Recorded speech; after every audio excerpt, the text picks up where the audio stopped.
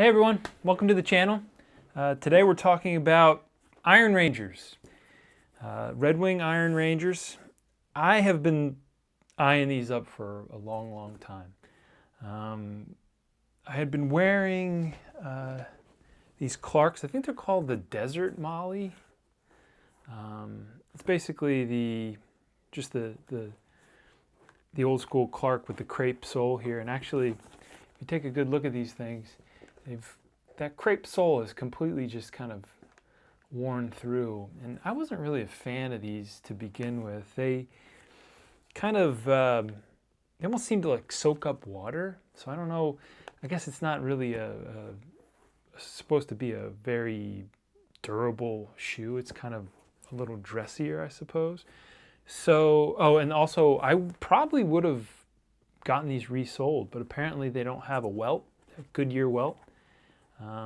So I had been told that they can't be resold. So that is a huge negative for me. And so now, faced with the choice to get another pair of boots, I started shopping. So I was looking for, my ultimate boot was Oak Street Bootmakers. So that's like this super small batch company out of Chicago, I think.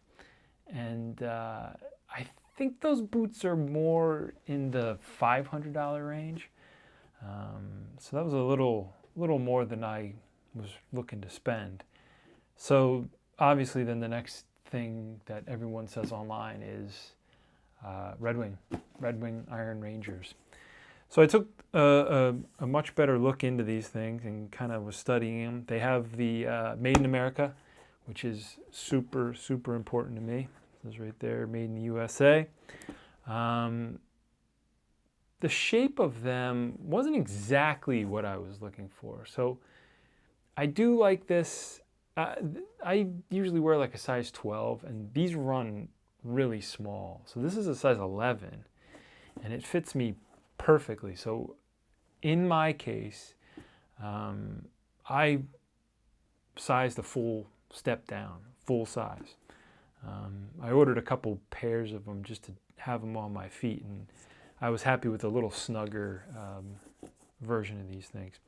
Vibram soles, and again, this has that Goodyear welt, so this will be resolable, and I'm actually looking forward to it. I've seen a lot of people online do a lot of really cool upgrades and custom soles for these things. So I'm going to enjoy the sole as it's on here. It's actually super solid. It's super hard. I don't know if it's rubber or plastic. But yeah, this is great. So really the shape of them was my major issue. So this is kind of, as you get into a bigger size, I always think that it gets a kind of Ronald McDonald type look. This one's not so bad because again it's that size 11, so I guess it's the same size shoe. But yeah, it's really a great boot so far. So I've had this for a month. I've been wearing these for about a month. You can see the other one here. They look great. They wear great. The break-in process was a little bit rough. I suppose if you're used to wearing, I don't know, Vans or something that has hardly any cushioning, that you'd be kind of conditioned to these, because there's not much going on in here. It's kind of a piece of leather just underneath your foot. So you're not getting any cushioning. And in the first couple weeks and months, your foot is literally kind of molding into that leather footbed. So actually, as I feel here, it's starting to get some toes in there. So a month of wear. I have cleaned these a few times. This is the Hawthorne muleskinner, it's called. And I had called my local Redwing store, brick and mortar store, and just asking for Hawthorne muleskiners. And the guy on the phone had said that they were discontinued. So if this colorway is something that you're looking for, you might want to look into it sooner rather than later. This is that rough out. I think they call it rough out. So the smooth side of the smooth grain of the leather is on the inside now, and that rough kind of almost like a suede is on the outside here. I just think it's pretty cool. It's a different care process for sure. I do have a couple of things here. I did pick up, it's kind of like a rubber eraser, and the eraser, see if I can focus in on that, you kind of clean it off here, then brush it. The brush has metal tines on it that you can kind of get that nap back up. So it's a much different care process for sure. I think I was reading that real boot snobs, if you look and see, I think the really super expensive pairs of boots, they use the same hide.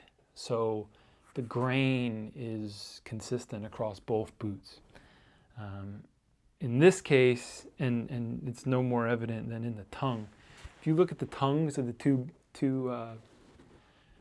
boots here, this one you can see is super kind of rough, and this one is more of a smooth. So I think it's completely different hide. But this is what you get. Now, is it a game changer? For me, absolutely not. You know, it's a big deal. I actually kind of think its character is kind of cool. You can see in the side here, the grain versus this one is even a lot different. So is that a game changer for me? No. These are kind of going to be work boots for me. I'm going to end up bashing them and battering them, so it's really no problem. But yeah, I was looking, those two main things. It was the made in USA and resolable. I think that's so cool. I've never resoled a shoe, so hopefully if you subscribe and keep following along, there will eventually be a video, hopefully in the distance, of resoling this thing. I'm hoping that is a cool process. What else? Yeah, other boots that I was looking at. Blundstones. Now, I know a lot of people on the internet, there's a huge community of Blundstone people. Aussie company, I think, but Aussie outsourced to China. So as I looked more into it, kind of was less and less interested in them. But a cool idea. That more of a Chelsea boot, like a pull-on. This one takes a little bit of time to strap into, and they're heavy. They are heavy. So I had not really been accustomed to boots. I think these are like a pound each, over a pound each.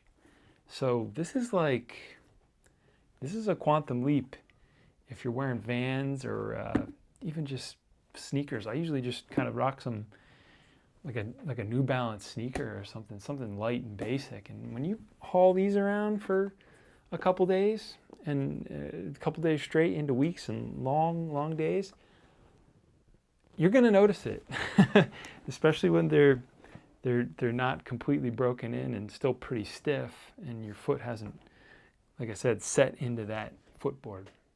So, yeah, there's a cool patina happening here on the back. I wear kind of unwashed jeans, so it's kind of raw denim stuff. So you can see that there's a lot of pigment, indigo, I guess you'd call it, on the side of these things already. It's a month into it, so yeah, I'm anxious to see. They look cooler and cooler. All the pictures that I saw, they look cooler and cooler as they get worn in. So I'm looking forward to it.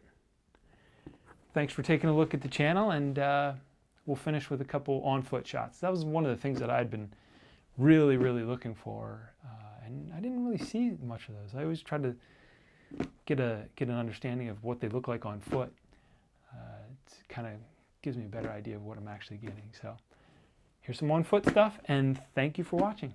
See ya.